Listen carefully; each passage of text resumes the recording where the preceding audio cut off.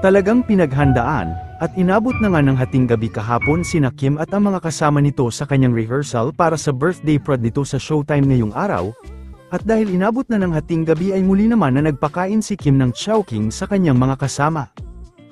Full support din naman si Vice kay Kim at kasama din ito na nagpuyat sa rehearsal kagabi.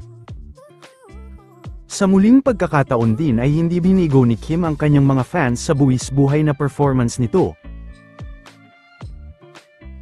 Laking gulat din ni Kim nang biglang dumating ang matalik na kaibigan nitong si Bella Padilla, kaladkarin at ang kanyang ate, na si Ate Lakam.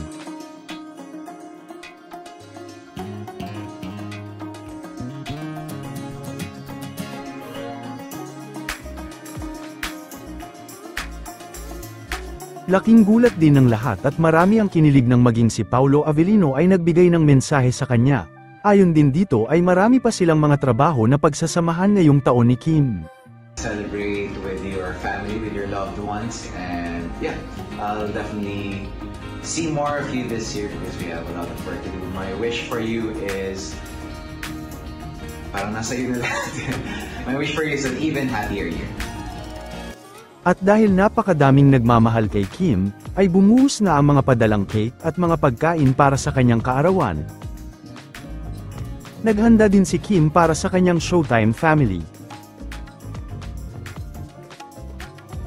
Ilan sa mga pagkain ay ang Don Benito's, Buba Milk Tea, masarap na pananghalian at marami pang iba.